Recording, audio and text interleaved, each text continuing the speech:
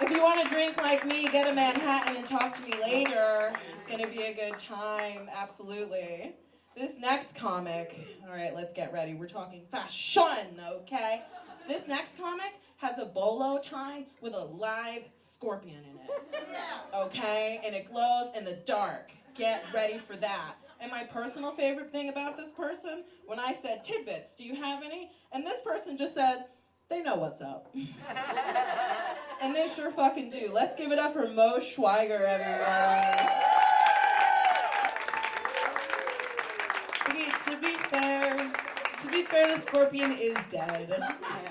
It'd be way more hardcore if it was alive. You would all be so scared of me. It would be awesome. You'd probably laugh really hard out of fear. Hey freaks, how you doing? Yeah.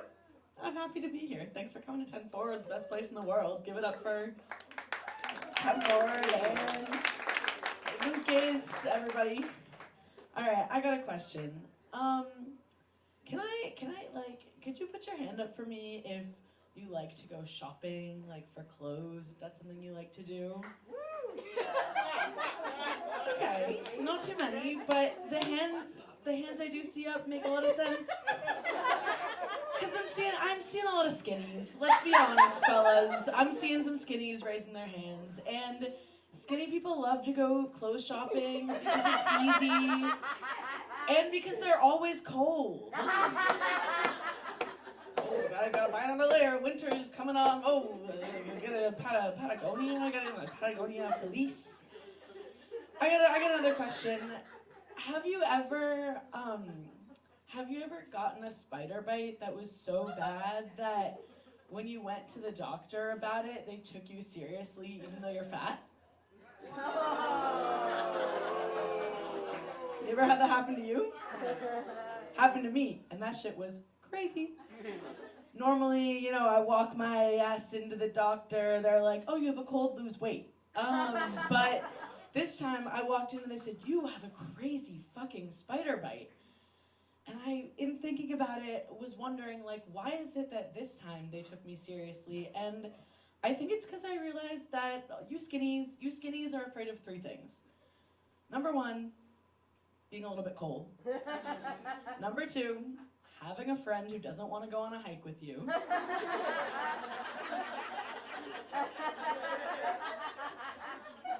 And number 3 is spiders. You guys are like, oh my god, if I was a spider, it would be so hard to go on a hike. I have 8 legs, the chances of getting a leg cramp are just 8 times higher. I'd have to get insoles for each of my 8 individual legs. How could I possibly summit Mount Monadnock, the tallest mountain in New Hampshire? That would be really hard. That sounds really hard.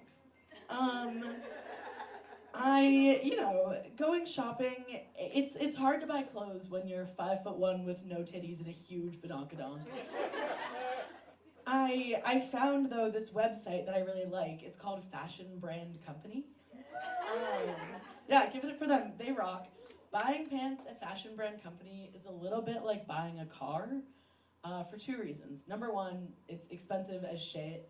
And number 2 is, for every piece of clothing, you have to get a make and model. So you get the pants, okay, you choose your size, and then they have butt size options. So there's small butt, okay, average butt, all right, big butt, and then there's extreme butt. And not to brag, but I think I have somewhat of an extreme butt myself, but I kind of, I wish it was in the sense of extreme butt, this butt open carries, this extreme butt's a cop killer. But ultimately, this extreme butt just poops 5 to 6 times a day.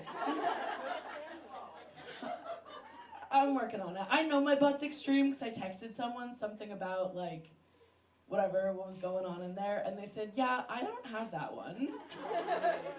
Fair enough. Okay, I'm full of questions tonight, but this is a question I have.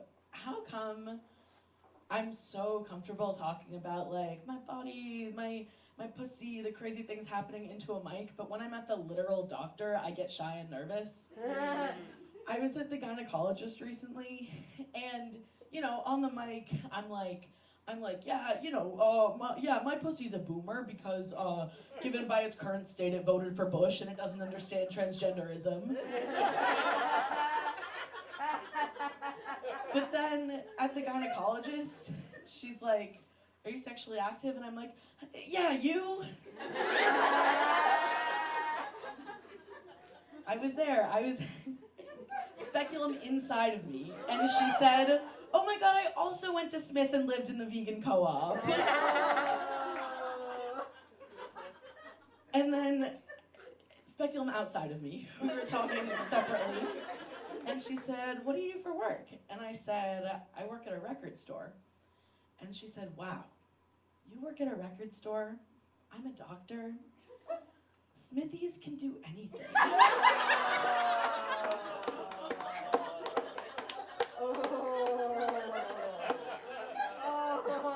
And I said, Smithies can do anything, but will they?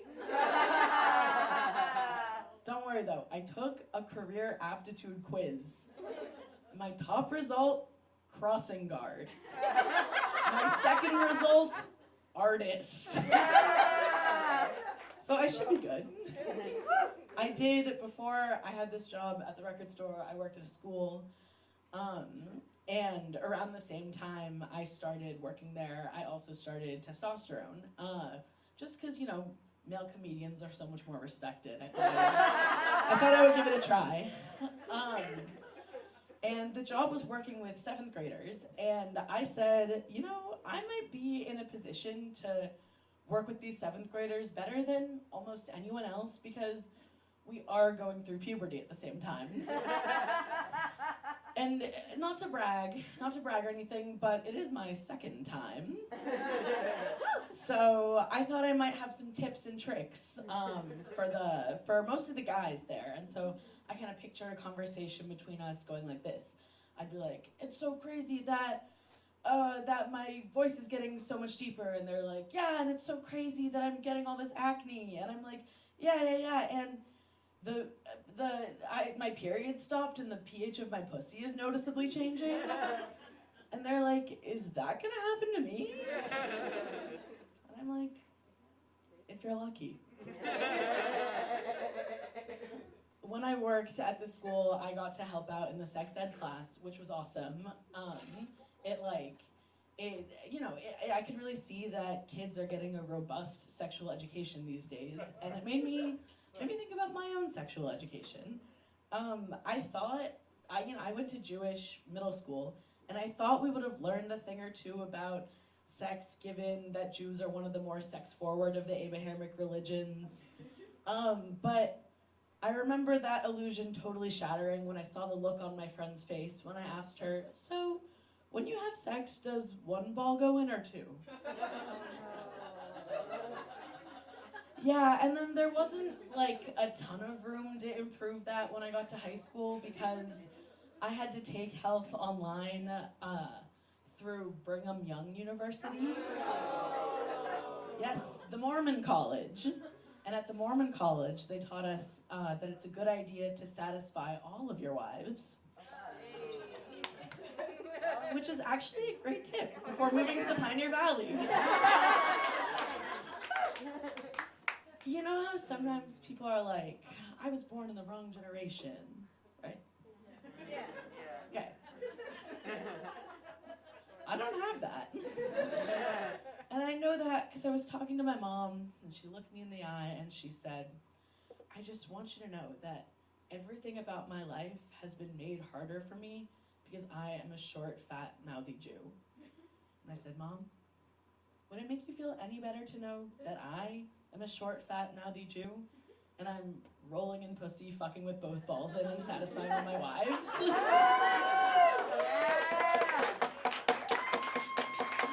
Okay, I got one last question for you all, and I'm gonna come down so I can really see your responses. Hi. Can you raise your hand and just like keep it up for me if you own a sex toy that has been like marketed towards women? And keep them up, mazel tov. Glad you're all coming. Awesome. Now, could you put down your hand if that sex toy, or one of, is purple? Look around. All hands are put down. I didn't realize how deep we were in the pocket of Big Purple Dick until I bought my last dick, which was not purple.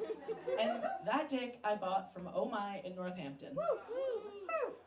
Something about Oh My in Northampton that I have learned is that Oh My is a mother-daughter owned sex shop. Can you imagine if I were to personify my relationship with my mother in terms of a kind of store? It would not be a sex shop. It would be more like a butcher shop. And so anyway, I get this non-purple dick and I take it home and I'm hanging out with my partner and we're hanging out, we're smooching, and I'm like, maybe it's time to see if non-purple dick is different than purple dick. I don't know. And so we're hanging out and we're kissing and, she's taking my shoes off, but I can't get out of my head about this mother-daughter owned sex shop. I'm like, damn, what have I done to my relationship with my mother that we couldn't own a sex shop together? But we're still kissing. And we're kissing, and they're just taking off my socks, but I'm like, do I need to call my mom right now?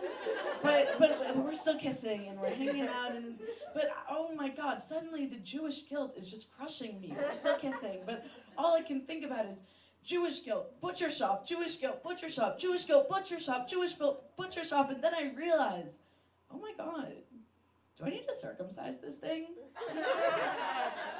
Thanks. I'm Mo. Thank you, everyone. Thank you, Alex, for hosting. Let's give it up for Mo, everybody. Yes. Our resident Smithy, who might do something. We'll find out. To be continued. Mo brought up a very important subject for me. So my little purple dick is a blue vibrator, and the problem is I lost it like a month ago. And like the thing is I smoke weed. I'm very ritualistic. I smoke weed, masturbate, and I fall asleep. Good night. I don't know where it is. Like I live alone, and I've checked all of my spots. And like in the past, I've accidentally like left it on the sink after washing it, and then like my landlord came over to fix my shower, and it was just this bright blue vibrator on my sink, like tee I self-pleasure, who knew? But I don't know. Let's pray for me. It's a new moon tonight. Maybe I'll find it. Who knows? We'll find out. If you want to have more Mo, you can catch them on bookshelves around Greenfield. They do have a satire magazine that they wrote. It's called The End Is Near. The end is near, baby. Watch out. Watch out. And shout out to Mo for being co-producer for our comedy festival.